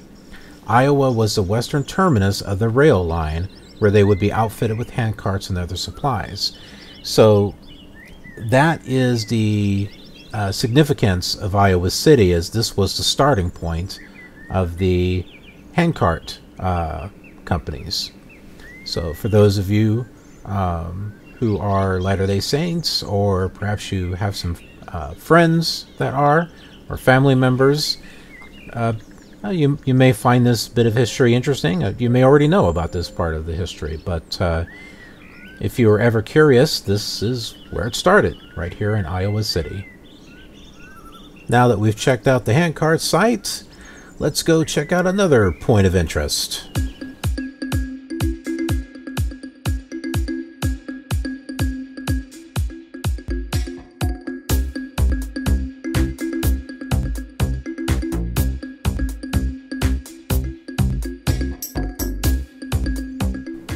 This is our next location, and it's a little bit off the beaten track there, but we turn over this way and we see this. It's like, what in the world is this? Well, this is the world's largest wooden nickel. Vote for common sense. Don't tread on me. Johnson County, Iowa. So, pulled some information up on that here. So the world's largest nickel, it's 12 feet across. The world's largest wooden nickel is displayed on a stand facing the road in a farm field. It does not come with a Miss Pac-Man machine. Let's see here. Right off the main road, easy to pull off, blah, blah, blah. This claims to be the world's largest wooden nickel. Who really knows? It's a fun and quick pit stop if you like quirky things. Not very far off the 180. We weren't really sure where to park. So here's a photo. According to KCRG News, the nickel was built to protect the Johnson County Supervisor's decision to raise speed limits on 3 streets, 16 feet 3 inches in diameter. And my cat's crying. The wooden nickel is a quick 5-minute stop, but a great photo opportunity. So, lots of things that people are coming up with here. And this is a bigger picture of the wooden nickel. Just one search. But anyway, something in regards to the nickel that you might find interesting here. I pulled this up from Wikipedia, but it says scrip and tokens have often been used or issued locally in times of severe economic distress, such as financial crisis and the Civil War. I am talking, girl. During the Depression, a local bank in Tenino, Washington, issued emergency currency printed on thin shingles of wood. Blaine, Washington, soon did the same with both fat script and in response to requests generated by news and word of mouth. Coins that included a 5-cent piece. The Chicago World's Fair in 1933 issued wooden nickels as souvenirs, and the tradition of wooden nickels as tokens and souvenirs continues to the present day. There's this old American adage, don't take any wooden nickels, it's considered a light-hearted reminder to be cautious in one's dealings. So, I thought you would find this interesting. Like I said, it's not a huge point of interest, but, it's just one of those fun little things that you can take a look at. And like that one site was saying, it's like, it makes a great photo opportunity. So with that in mind, let's head off to another place of interest.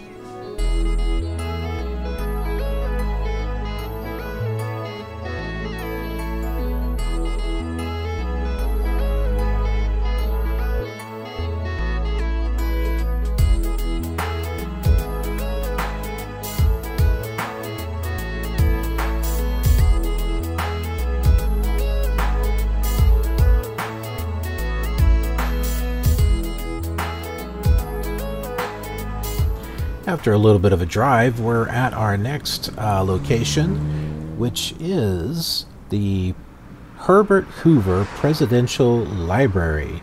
That just happens to be off in this direction, right over here. We can't drive over there. That person is, but we can't.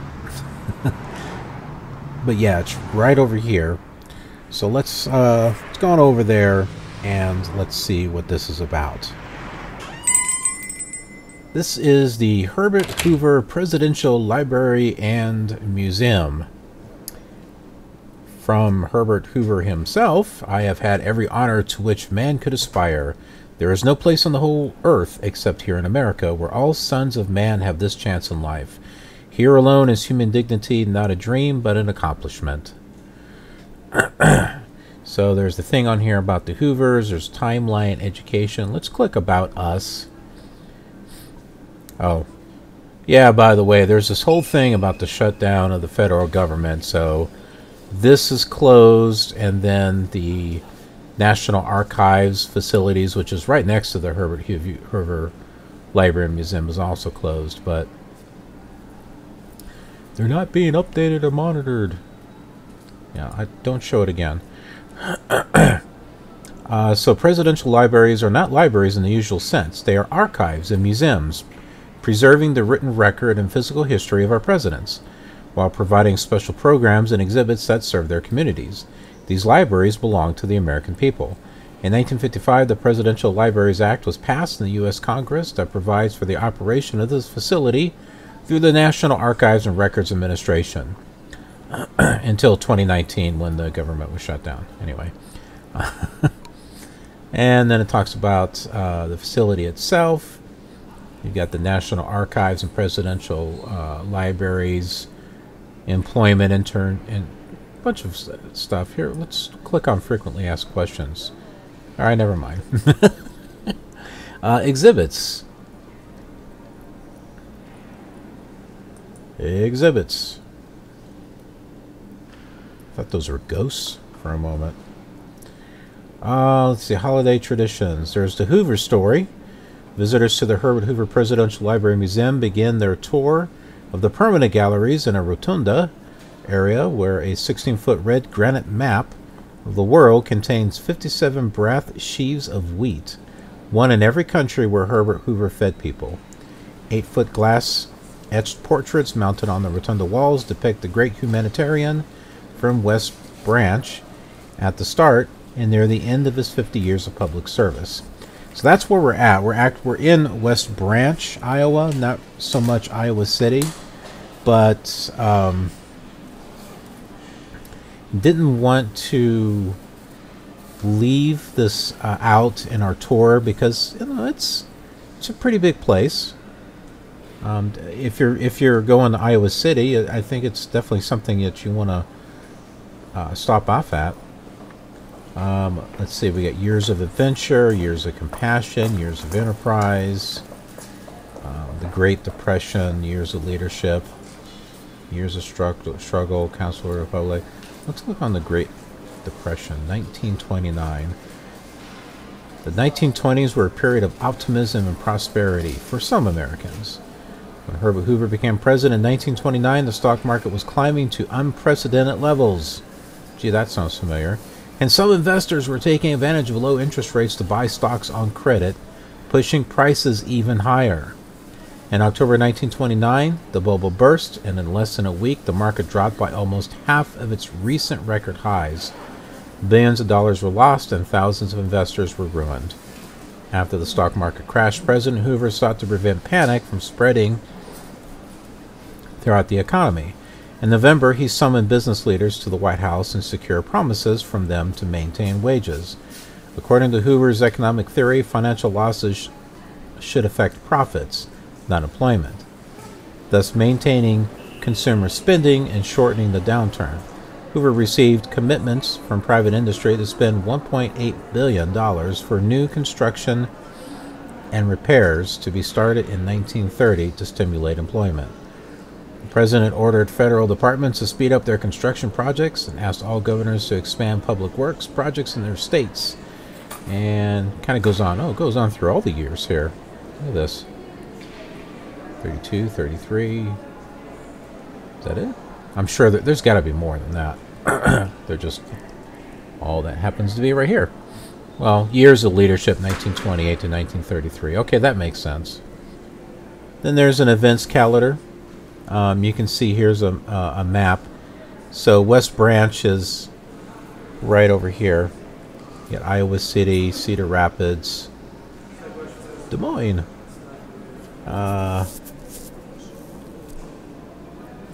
Couple of things there. Now what we're going to do is we're going to go right next door, and that's where the National Archives are at. And so this is another place to check out as well. Plan a trip to the museum, to one of the presidential libraries, or to conduct research.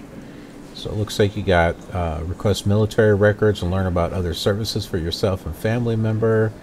Research our records, explore a nation's history through our documents, photos, and records.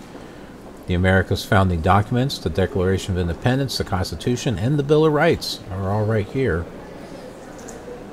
Let's click on this one. This sounds interesting.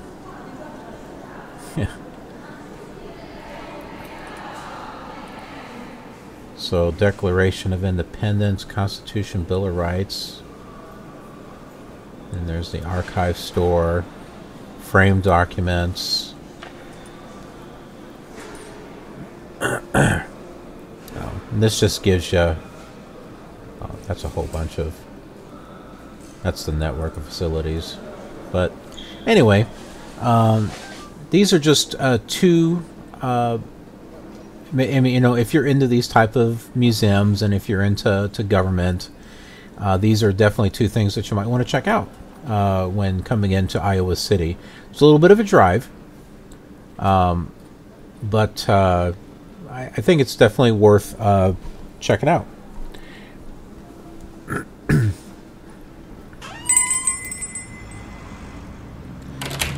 We got one more stop to make, and this one is a bit of a drive. So hang in there, and we'll be there soon enough.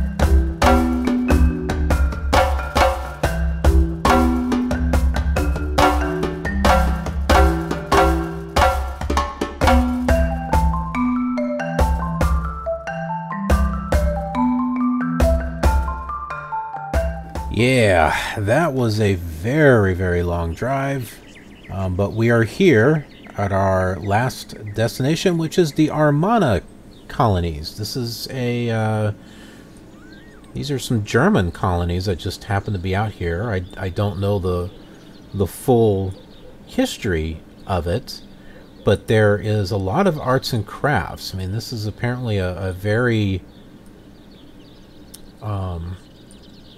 artsy, craftsy type of place. I can't really read what that is.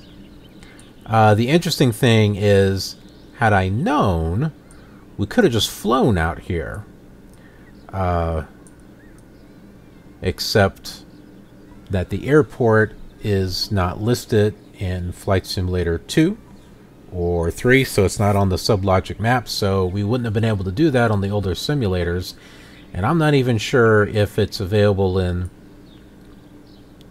any of the ones after that. I mean, I'm sure probably FSX and X-Plane have it, but I didn't look. But if we go to satellite view mode here, this is Amana, like the main part of Amana, and the Amana colonies is like right here in the middle. And there's all these different shops that you can go to. But the airport is right down here. It's a grass runway. It's a grass strip. And there's a train station, too. An Amana train station is sitting next to it. So you can take a train here if you want. So here is some more detailed information about the Amana colonies. The handcrafted escape. So everything is handcrafted here. So you've got events, where to stay, where to shop, food and drink, arts and cultures, attractions, stuff that's near Amana. But you can see here, like, there's Winterfest, Winterfest Wine and Dinner, Winterfest Ackerman and Winery. I mean, I totally dig this because I have German heritage, and when I was in the military, I was stationed in Germany, so I have this love for Germany, this deep-rooted love for Germany. There's all kinds of things here, categories, campgrounds, RVs. So links will be in the description. But oh my goodness, I so want to visit this place. I've been to the real Oktoberfest in Germany. Oh, I can't remember the name of the... I can't remember the town. Munich? Is that it? Oh, all I know is they had roller coasters there, and the roller coaster was in the shape of the Olympic sign.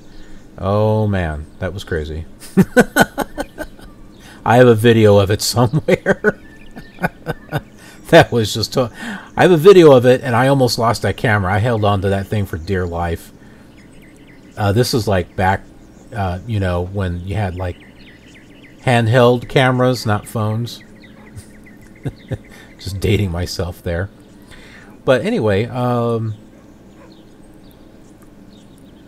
so yeah, so these are the events. They have Valentine. There's like stuff always going on here. Take a bite, a 3-day food festival. If you love to eat and drink, who doesn't? The Amana colonies have the perfect event for you. This just sounds awesome.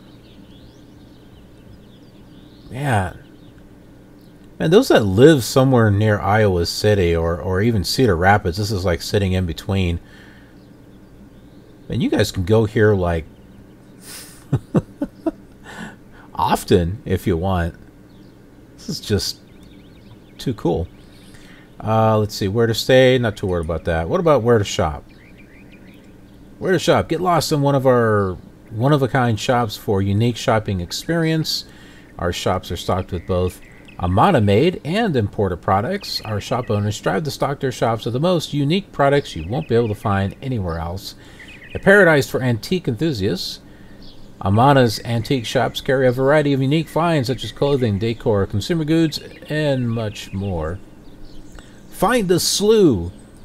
Funny how we're in Flight Simulator.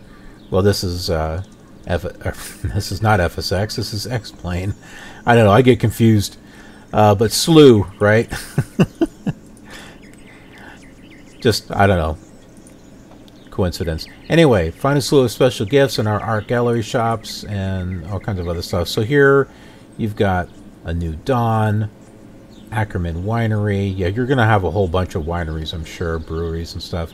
AJ's Copper Garden, Amana Arts Guild, Amana Coffee and Tea, Colonies, General Store, Heritage Society, arts and cultural museums that display and interpret artifacts and photos of the history of the Amana colonies. Amana Meat Shop and Smokehouse. Oh, and there's like 5 pages. No, there's probably more than that. Oh, and this is in alphabetical order. Oh, well, let's go to 5. Page 5. The Painted Cupboard, Village Winery, Whitecross Cellars. Okay, so there's only 5 pages. Yes. Oh, my goodness. There are so many. How about food and drink? Let's take a look at that. Oh, okay. Yeah, well, you know. This is kind of... Yeah, brewing, of course there is. Oh, I wonder if they get Hefeweizen. Hefeweizen was my all-time favorite. Arts, culture... Okay, so what they're doing is they're, this is pretty much like where to shop and then like these kind of fine-tune it, if anything. Attractions. Amana Colonies. Festivals. I see this picture a lot. Golf club, gravel bike route, trails, visitor center, furniture and clock shop, RV park event center. Yeah, so... Yeah, and there's just so much, so many things here. This just looks like a really neat place to go to. I saw some pictures of Oktoberfest. Of course they're going to have an Oktoberfest here. There's like 7 villages. 7 villages of the Amana colonies. Let me go back to these satellite view here. So you've got this, right, this main part, but then you've got East Amana right here, and then you've got High Amana, West Amana, South Amana. So how many is that? 1, 2, 3, 4. Then Amana here is 5. And then this is 1. I guess this is 6. I'm not sure which Amana this is. I think this is Center Amana or something. And I guess this here is number 7. Well, it's an RV park. I don't know. Does that count? And then, well, there's Homestead. I mean, this could be part of it too. But I also found it interesting that the Whirlpool Corporation just happens to be here too. I don't know if this is the main headquarters or what, but this looks like a place that you could go to and check out. I mean, Whirlpool.com is just going to take you to their main business site, but yeah. So Whirlpool, in case you didn't know, they make like dishwashers and washer, dryers, you know, appliances and things. Oh yeah, this is the world headquarters. Right here in Amana. Well, who would have known? I didn't know that. So, yeah, just show you some pictures of the factory. This is bonus material here. Had no idea that this stuff was here. But yeah, so if you're big into the Whirlpool Corporation, well, I'm not sure what that is, but well, some of these are very artistic looking. Oh, I love the color of this. This is just cool. So yeah, wow. I mean, this was one heck of a trip. I mean, all the trips that we've made so far are incredible. Just so many different things to see, different people to meet, different things to experience, and that's what this world tour is about. It's just about traveling and just hitting all these different areas, you know, around the states and around the countries, and just exploring and having an adventure. And there's no way I could do this in real life, you know. I just don't have the money for it. But maybe someone out there does. Maybe this series will be an inspiration to them, and they'll look at it and say, hey, you know what, I want to follow what this guy did, but do it for real. Hey man, more power to you. I'm glad I inspired you. Or hey, maybe some of these places that we're going to virtually and going into these towns and checking things out, maybe they're places that you might want to go take a road trip to. I know there are some areas that I wouldn't mind taking a road trip to. Amana Colonies is one of them. This place I definitely want to check out. And also Joliet. I wouldn't mind going checking out Joliet. But yeah, no, this has been great. This has been fun.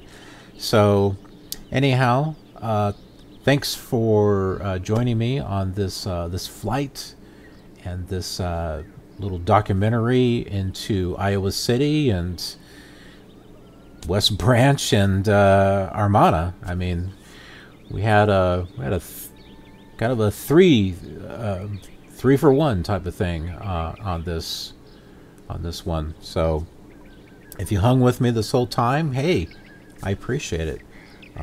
Hope you enjoyed it, and I hope you'll come back for some more adventures and join me for the next leg of our journey. And hey, for fun and giggles, check this flight out on the older simulators as well. Yeah, just for fun, you know. All right, thanks. Take care. Have a good one, and see you next time. And if you had fun watching this flight, then you might enjoy watching the same flight on one of these other simulators. It's a great way to compare the difference between them, but it's also a nice way to relive some old memories, or make some new ones. Thanks for watching, and I'll see you around in the wild blue yonder.